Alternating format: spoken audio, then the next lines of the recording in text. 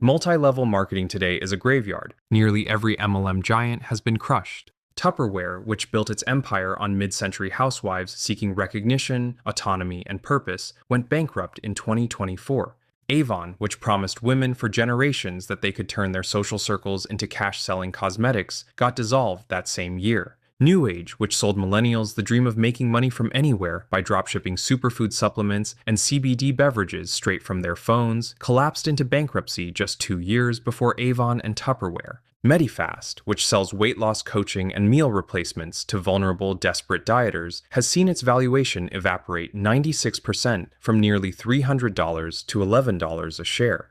Nu Skin, which peddles anti-aging devices and skincare tech, has fallen from $90 to single digits. And the biggest MLM of all, Herbalife, is down over 80%. In short, anyone who's invested in an MLM in the past decade has lost just about all of their money. Like today's prediction markets, MLMs walk a thin line between legal and illegal, and they intentionally ride the gray area as long as possible. Despite operating in completely separate categories, all of these companies do the same things. They promise life-changing fortunes, empowerment, freedom, and entrepreneurship to anyone willing to sell. They claim their products are too advanced and innovative to be sold in stores, so the only way to buy these groundbreaking inventions is behind closed doors through individual reps. They parade scientists, doctors, nutritionists, or PhDs in white lab coats to serve as proof that their products actually work. They throw glamorous events that feature dancers, celebrities, motivational speakers, give away cars, cruises, jewelry, and make sure their spectacle and generosity is filmed for all to see. The top sellers are crowned crazy titles such as Presidential Black Diamond Executive, talk on stage about their lifestyles as new millionaires, and repeatedly hammer home that if you work just as hard as they did selling these products, you too can be just like them. And wherever these companies go, controversy is sure to follow. Tupperware cooked its books for years by dumping inventory onto sellers who had never ordered it and recording it all as revenue. Avon bribed government officials with millions in cash to secure a business license ahead of other MLMs. Meanwhile, Manitech trained sellers to target cancer patients and parents of children with Down syndrome, framing its products as cures with fake clinical data. Nu Skin was fined for running illegal, high-pressure recruitment rings and hiding its pyramid from regulators. Herbalife hustled low-income minorities into a selling frenzy with get-rich-quick spiels for decades until the FTC fined it $200 million. Yet none of these scandals ever seemed to materially hurt their businesses. Whenever these companies crossed the line in one country, they'd simply pack up and redeploy the same playbook in another country with weaker regulation and fewer consumer protections. Keep in mind, the companies we've named are just the few that got big enough to IPO. Beyond the public markets lies an even bigger graveyard filled with generations of dead, bankrupt, and defunct MLMs that peddled everything from essential oils and leggings to miracle juices and survival seeds. In a healthy business, you make money by selling to customers. In an MLM, you make money by recruiting people who become your customers. When the seller and the customer are the same person, revenue can be manufactured.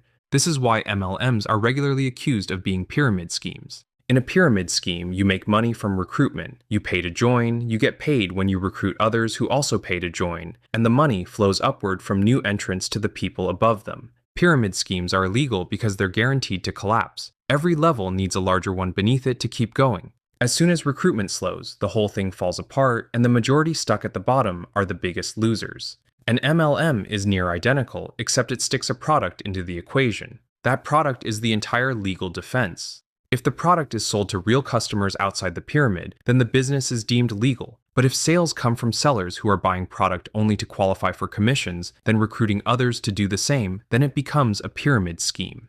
This is the line every MLM walks. They survive by keeping just enough product moving to real customers to stay legal, while the real money and growth come from recruitment. A normal business pays out of its own pocket to acquire customers through marketing, advertising, real estate, a salaried sales force, or all of the above. An MLM externalizes all of these costs onto independent, voluntary, and unpaid sellers that work purely on commission. These companies stay asset-light, which is why, even though their operating margins look weak, the return on invested capital can be extraordinary. It's easy to cry scam and write off every MLM as a pyramid scheme. But it's far more useful to understand why the model exists at all, what problem it solves, and the organizational and psychological strategies the biggest players use to exploit millions of people every year. The model is scummy, but it's also extraordinarily effective. If dangling money and a rags to riches dream were all it takes, then every consumer brand on earth would run some form of MLM, instead of collectively burning billions every quarter on Facebook and Instagram ads for a measly 1% conversion.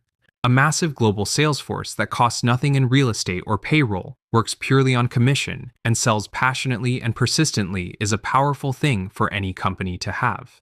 In this episode, we analyze the economics of MLMs, from Tupperware to Herbalife to Nu Skin, break down the 6 telltale signs that define every MLM, and explain why, for the company, and for everyone in the pyramid beneath it, the good times never last. MLMs started in North America in the 1940s as a twist on traditional direct sales. A salesman knocked on doors, sold a brush or appliance, and earned a commission on whatever he moved that day. These were the original gig workers who got paid purely on performance with no salary. This model dominated for generations until a vitamin company called Nutrilite changed things up. Instead of earning only off their own sales, salesmen could now make money by recruiting other salesmen and taking a cut of whatever their recruits sold. That was the innovation. At their core, MLMs don't change how people sell, only how they're paid. Someone still has to pound the pavement, demo the product, and close the sale. Tupperware became the poster child for MLMs. The company grabbed this new business model and rode it to global success, doubling sales through the 60s and 70s. Before MLM, Tupperware's plastic food containers had been rotting on shelves. Customers couldn't grasp the value of the product through print ads. Yet once the company switched to direct sales, business exploded. It targeted suburban housewives to be both customers and sellers, teaching them to sell from their living rooms by inviting friends, family, and neighbors over for casual get-togethers. After all the cake and gossip, they'd launch into pre-planned product demos, sales routines, and recruitment pitches. Guests would be convinced of Tupperware's merit or simply pressured to buy out of guilt or courtesy. The host held every advantage. She controlled the venue, handpicked the guests, and pocketed 25 to 35% of every container sold. And if she recruited her buyers into becoming sellers themselves, she earned a cut of their sales too. Ultimately, the pivot to MLM worked so well that Tupperware eventually pulled its products from stores entirely and made them available only through its growing pyramid of housewives. But MLM was just an accelerant and not the root cause of Tupperware's success. In the mid-century, the company had no real competition or retail equivalent. With a patented airtight seal and proprietary plastic, there was genuine merit to its products. Tupperware's real legacy was the playbook it handed to modern MLMs, who swapped out its one redeeming feature for overpriced generic goods and predatory recruitment, where sellers are pushed to build pyramids as wide and deep as possible rather than actually sell product. Once Tupperware's patents expired in the 80s and 90s, the company became a prisoner to its own sales channel. Once the patents expired, cheap alternatives flooded store shelves. Ziploc, Gladware, Rubbermaid, and Tupperware lost its moat. There was no longer any reason to sit through a living room party just to buy plastic containers, and the housewives who hosted them were now working 9-to-5 jobs. As US sales slid through the 90s and 2000s, Tupperware tried to crawl back to retail, signing a deal with Target. But its sellers felt betrayed. Why pour unpaid hours into chasing commission when the company was now selling the same products on a shelf and poaching their customers? Sellers quit, revenue fell further, and retail threatened to destroy the only channel keeping the company alive. Tupperware hastily abandoned the Target deal and retreated to direct sales. The channel had become the product, and from here on, the company had no choice but to lean deeper into multi-level marketing just to survive. Thus, the first sign of an MLM is a company that continually adapts its products and brand to feed its sellers. This is the exact opposite of a traditional brand, which pushes a single identity, value prop, and core positioning across every market so that it means the same thing everywhere it operates. In contrast, an MLM reshapes itself into whatever it needs to be to make the next sale. Through the 2000s, Tupperware slapped its logo on whatever was trending. Because its sellers worked purely on commission, the company couldn't mark down its products to move inventory without enraging the very people it depended on, so it just kept adding more products to sell. In the US, it sold baby bottles, educational toys, pressure cookers, and knives. In China, water filters. In Korea, kimchi holders. In India, branded water bottles. In Europe, food processors, specialty sauce makers, cookbooks, and micro steamers. There was nothing inherently wrong with any of the products, but beyond the plastic containers, they were all generic commodities picked out of a third-party catalog and dressed up in Tupperware's colors and logo. The company would rebrand a product just enough to make it look like a special, groundbreaking, exclusive invention that its sellers could pitch, even though the same item sat on a store shelf and sold for much less under a different name. So while MLMs like Tupperware always portray themselves as innovators, the business is really no different from a dropshipper's. You source it, brand it, mark it up, and move it. As a result, MLMs have relentless product pipelines. Sellers need something fresh, exciting, and trendy to pitch every quarter, and they can't wait 3 to 5 years for real R&D. Everything comes down to spotting a trend, slapping on the logo, marking it up, and shipping it out. Under this lens, products are just an ever-widening net that's cast out every month to pull as many people into the pyramid as possible. The second sign is that an MLM product can never be cheap and must always have some theatrical element. It has to be priced at a premium, so the average seller feels the commission is worth the time, money, and social capital they'll invest in making a sale, but never so expensive it's out of reach of the mass market because the business still runs on volume. It must also involve some kind of demo, or the direct sales channel has no reason to exist, and it must be framed as a lifestyle investment, something financial or personal to justify the premium. So by default, every MLM product is overpriced and lives in a paradox where it's too complex to be sold in stores, yet needs to be simple enough to wow a room. The third sign is that recruiting is the lifeblood of every MLM. It didn't start that way for Tupperware, but it quickly became the backbone once the company lost its product moat. An MLM will only ever go as far as the size of its sales force. The more sellers, the more pitches they'll make, and the more shots on goal, the better sales will be.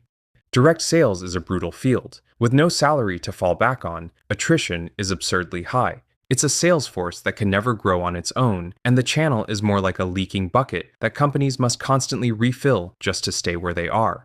There's a hard cap on how much any one person can sell, since there are only so many hours in a day, so many prospects in an area, and so much utility a product can offer. Thus, when an MLM has no product moat, the business inevitably devolves into recruiting.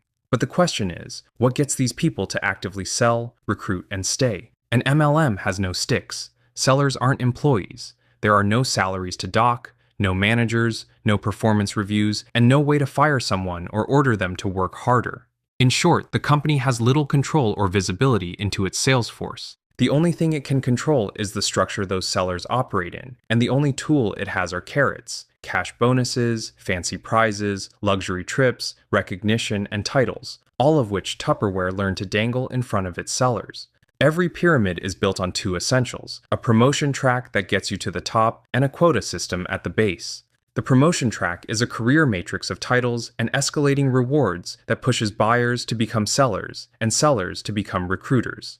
The quota system is the minimum volume every seller has to move to stay in that matrix. This kind of gamification isn't unique to MLMs, as career matrices exist everywhere in the corporate world. MLMs simply took that psychology and stripped out the salary, job security, and most of the substance. Under this lens, an MLM operates a lot like an HR department where it's powerless on its own, does little of the actual work, but designs the structure and pay bands to reward the behavior it wants. Tupperware learned the hard way that every market needs its own incentives, and like the products, the rewards have to feel fresh, exciting, and worth chasing quarter after quarter. For MLMs, there are only 3 levers to the business. The first is recruitment, bringing in new sellers and growing the sales force. The second is activation, getting existing sellers off their couches and into the field. The third is productivity, getting active sellers to move even more volume. Of the 3, recruitment is the only one with no ceiling. You can only activate the sellers you have, and you can only push a seller so far before they hit the limit of their hours, their network, and the product itself. Recruitment is the only lever that scales and boosts the other 2, which is why every MLM is structurally forced to optimize for more sellers, rather than better sellers. The model pushes every seller to build their own pyramid, and the company sits on top as the single pyramid that contains all the others. But activation is equally important. When discount buyers flood the base of the pyramid, productivity craters and the real sellers get dragged down. Tupperware learned to be ruthless about weeding out the bargain hunters and inactive sellers, and this in turn creates another paradox. If the product is good enough that people are happy to buy it at a discount without ever becoming sellers, then no one has a reason to join the pyramid. A customer who only buys for themselves must stay outside the pyramid, otherwise they will drag down the levels above them. Each layer stops feeding the one above it, the structure stops sustaining itself, and the pyramid collapses inward. As a result, Tupperware learned to hold weekly local rallies where sellers would march, cheer, and sing together. These were a powerful draw for underappreciated mothers and housewives who received little validation from society or their spouses for raising children or running a home. At these events, these overlooked women would be recognized, celebrated, and awarded ribbons, pins, and applause for their efforts to sell Tupperware.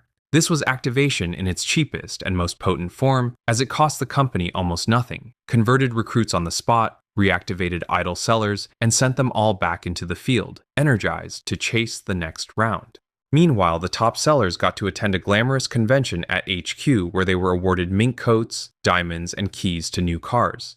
The company would also bury televisions, washing machines, and jewelry in a field, and then hand the best sellers a shovel to dig out their prizes in front of a cheering crowd. All of this success was filmed and publicized by design to remind the rest of the sales force that they, too, could make it there with enough hustle and volume. In short, Tupperware staged the spectacle, materialized the carrots, and let peer pressure and jealousy do the rest. The fifth sign of an MLM is relentless expansion. The only way to keep the pyramid intact is to keep stacking more pyramids on top of it. When one market weakens or clamps down, the only path forward is to chase a new one, so there's always fresh growth to offset churn.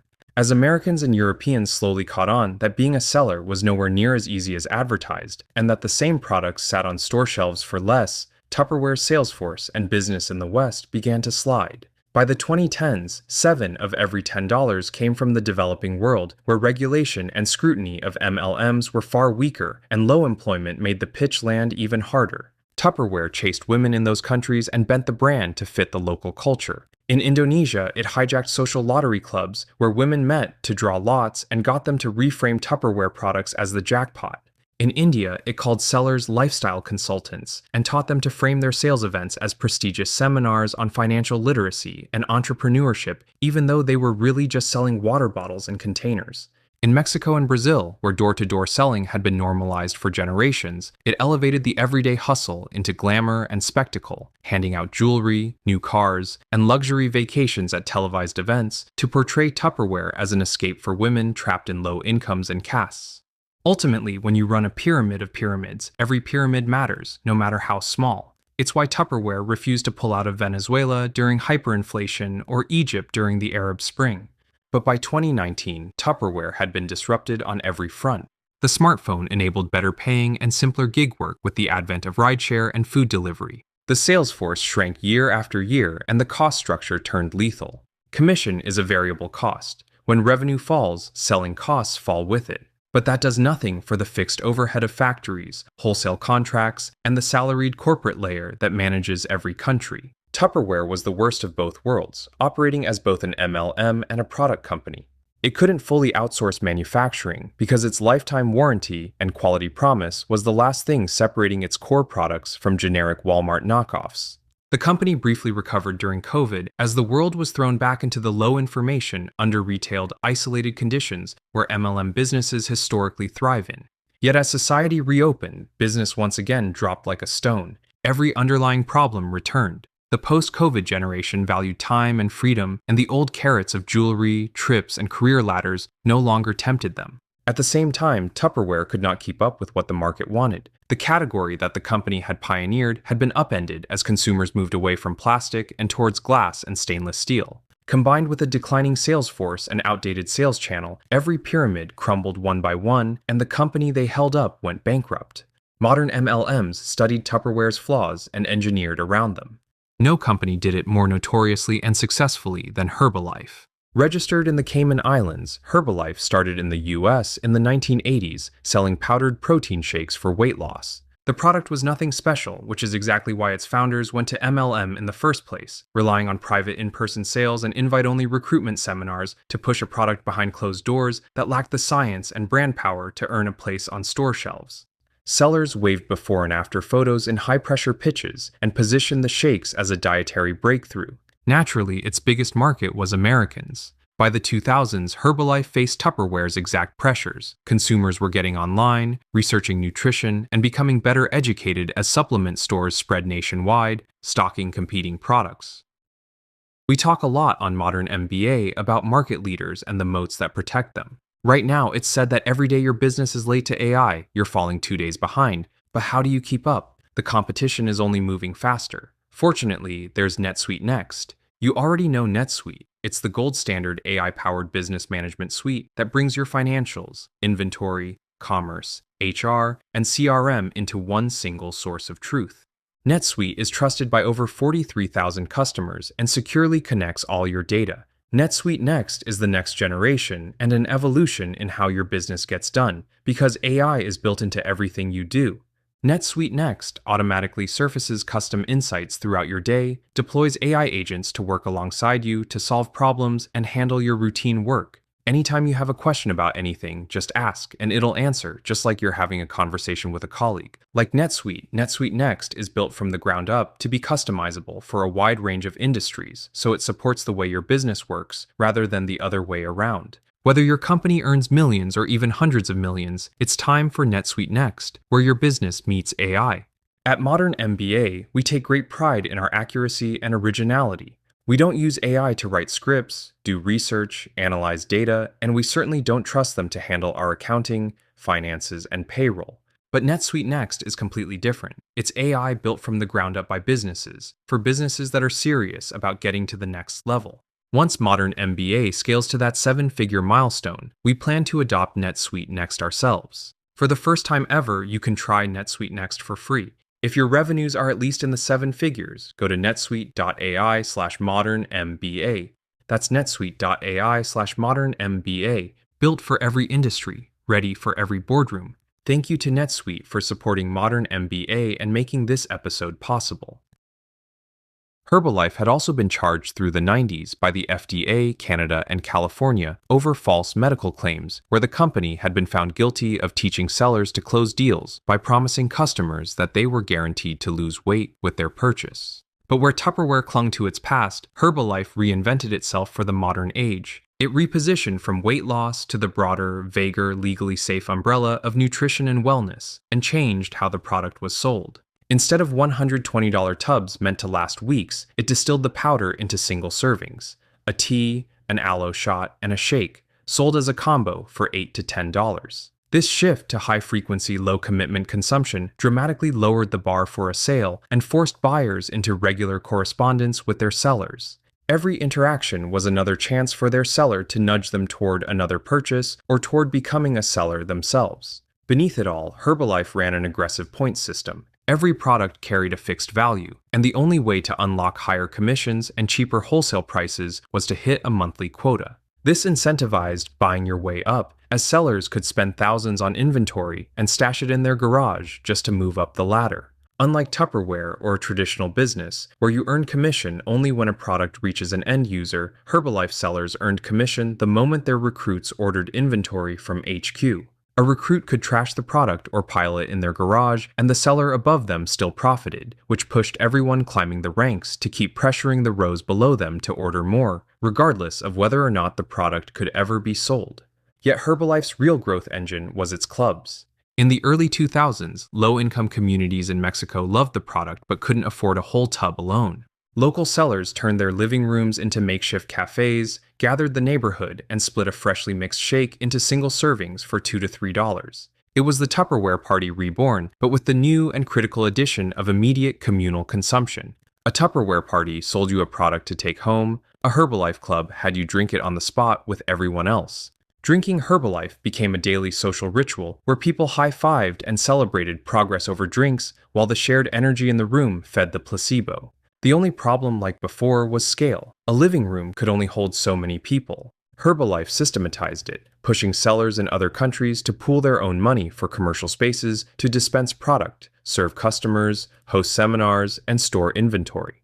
The company never put up a cent. It was the sellers who found the location, signed the lease, and split the rent, which only deepened their commitment to the Herbalife pyramid. Instead of one host pitching strangers in their living rooms, sellers rotated shifts to serve a constant stream of attendees in a professional commercial space. The venue was an all-in-one social hub, sales floor, recruitment center, and fulfillment warehouse. By the early 2010s, there were over 20,000 of these nutrition clubs in Mexico and thousands more in every major country, dispensing millions of shakes, teas, and shots to an army of regulars. At this point, Herbalife faced the same crossroads as Tupperware. The clubs were thriving, so why not take the obvious next step, put up signage, open the doors to the public, and turn them into proper juice bars and neighborhood cafes? If formalized as retail storefronts, these venues could capitalize on foot traffic and move far more volume than they did as these unbranded, invite-only neighborhood clubs. Yet Herbalife said no. Opening the doors to the public would break the entire pyramid because every sale needed to flow through a specific seller. To remain an MLM, Herbalife clubs are strictly forbidden from becoming stores.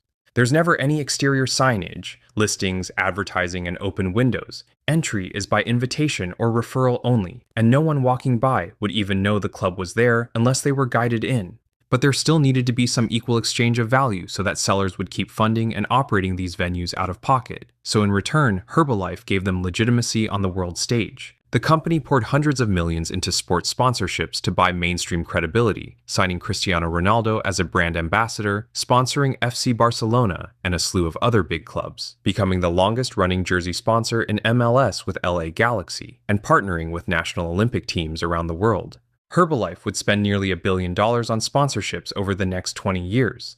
The logic was simple. No one would trust an unbranded storefront with blocked windows, but they'd learn to recognize and trust the Herbalife name and brand if splashed across the chests of the world's biggest athletes. That association did all the advertising that the clubs were legally forbidden from doing themselves. Familiarity became a stand-in for legitimacy. Inside, sellers were taught to give wellness evaluations as icebreakers to steer vulnerable customers into purchases under the guise of personalized nutrition. There was no medical rigor, as most of these evaluations consisted of a simple weigh-in and a handwritten questionnaire. To first-timers, the clubs looked like cafes, but they were really sales floors and recruitment centers. Like Tupperware, Herbalife targeted communities that were communal, low-income, underemployed, yet motivated to move up. While Tupperware rode the 1950s suburban housewife, Herbalife rode the 21st century Latino. For them, soccer was a religion, and the sponsorships only deepened their trust in the brand. In American metros, Herbalife aggressively recruited Latinos who lacked the credentials, documentation, or English proficiency to enter the white-collar economy. Unlike corporate employers, Herbalife didn't check immigration status and offered a rare pathway to non-manual work for people who were stuck in low-end retail, restaurants, construction sites, farms, and factories. By the early 2010s, the overwhelming majority of the U.S. pyramid was Latino. Across Asia, Herbalife chased unemployed youth, new grads, and part-time gym trainers, people with the physical credibility to sell a wellness brand. While Tupperware leaned on a loose calendar of rallies and conventions, Herbalife took the psychology to the next level to convert recruits and motivate sellers. It created an escalating ladder of events, each more exclusive than the last, and where access was gated by how much inventory a seller was willing to buy. Those at the bottom of the pyramid started with free public pitches held in hotel conference rooms and nutrition clubs. They watched before and after photos and heard testimonials from customers who swore by the product and top earners who swore by the business. The goal was to get attendees to sign up as sellers on the spot. New recruits were then funneled into monthly seminars, which were billed as essential product training, but in reality were meant to push participants to buy inventory on the spot.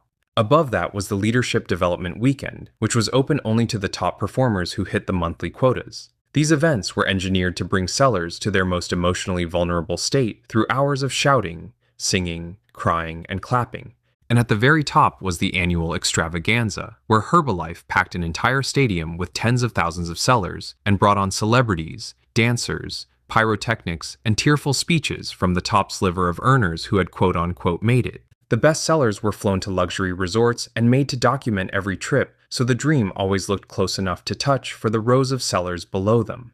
The message at every event was identical. Anyone could get rich so long as they committed fully, bought inventory, and recruited relentlessly. Thus, while Tupperware's spectacle rewarded sellers for moving product, Herbalife rewarded sellers for buying it. With brand awareness handled, Herbalife moved to manufacture legitimacy for the products themselves. The company cut back on outsourcing and began building its own factories to claim ownership over quality and ingredients. It paid academics across the US and Europe to produce cherry-picked clinical studies asserting its products were superior to ordinary dieting. It bought the endorsement of a Nobel Prize-winning scientist for tens of millions of dollars and slapped his name, face, and credentials right on the label.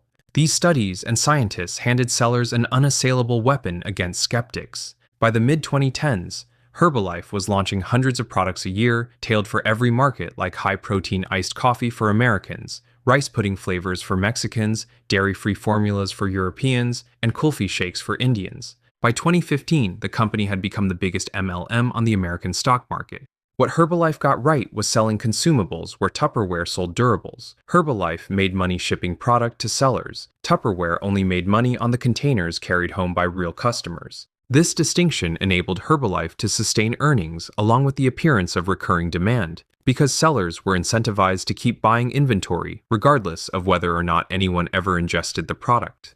Tupperware had no such cushion. Its durables were one-time purchases built to last a lifetime. Herbalife's rapid growth, questionable accounting, and high-pressure sales tactics caught the attention of Pershing Square, one of Wall Street's most aggressive hedge funds.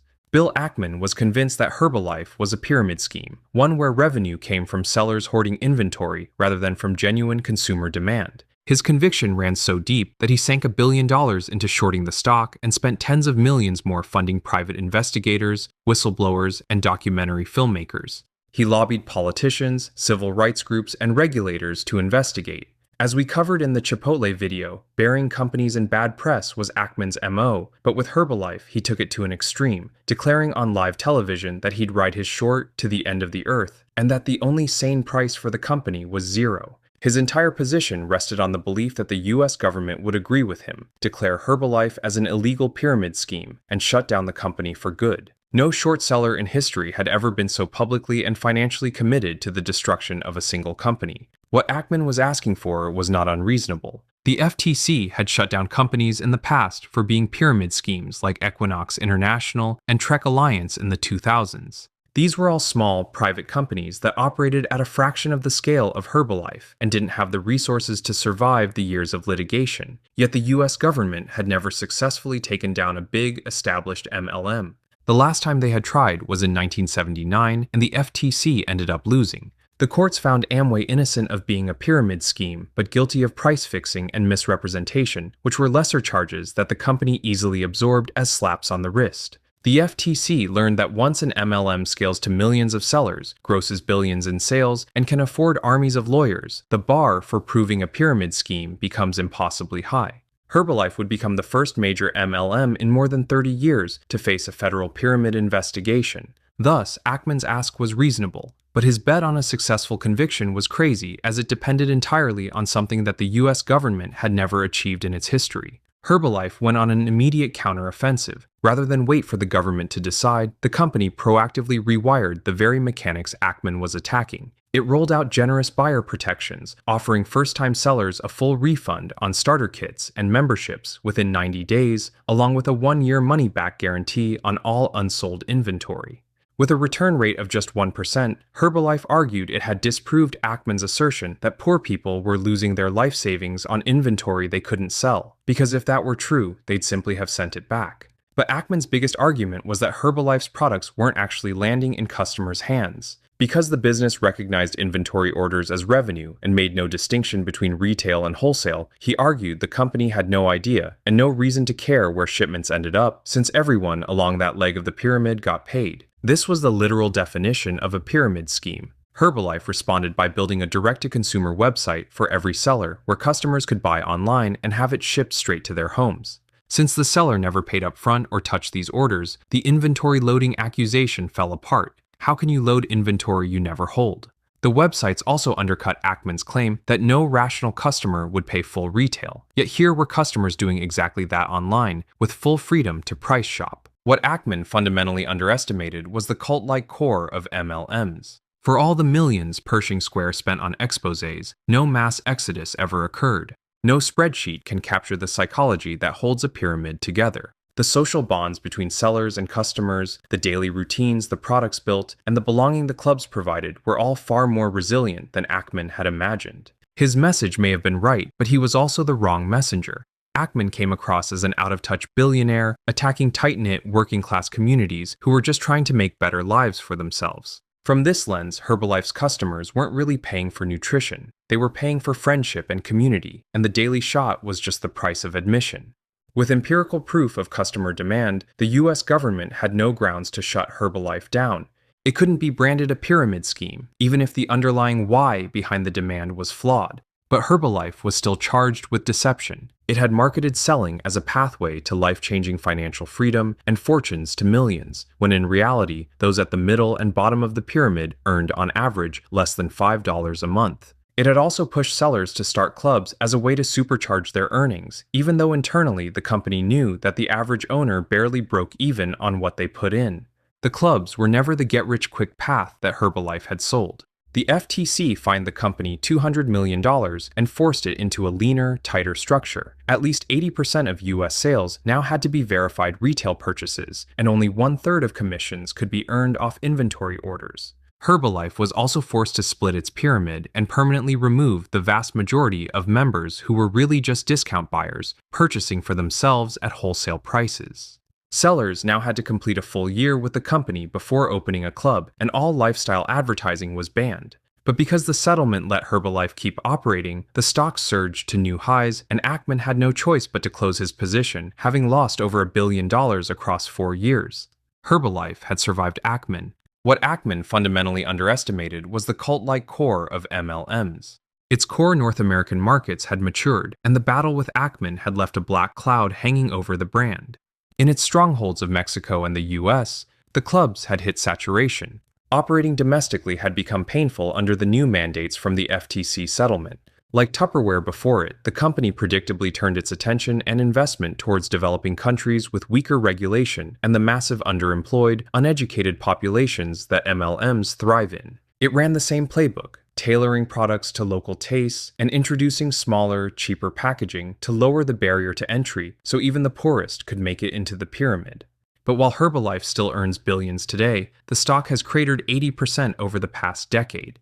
The gig economy gutted its recruiting pool. Anyone wanting flexible side income now opens Uber, DoorDash, or a local equivalent for simpler work and immediate payouts. And like Herbalife before, these apps conveniently don't check immigration status. Meanwhile, GLP-1 drugs have upended the entire weight loss category as objectively superior alternatives. And inflation has squeezed the very clubs that kept the brand alive. A daily $9 shake and tea combo has gone from an affordable pastime to a luxury splurge for the working-class customers it depends on. Herbalife these days is stagnating rather than growing as the company has simply hit the ceiling of its own pyramid.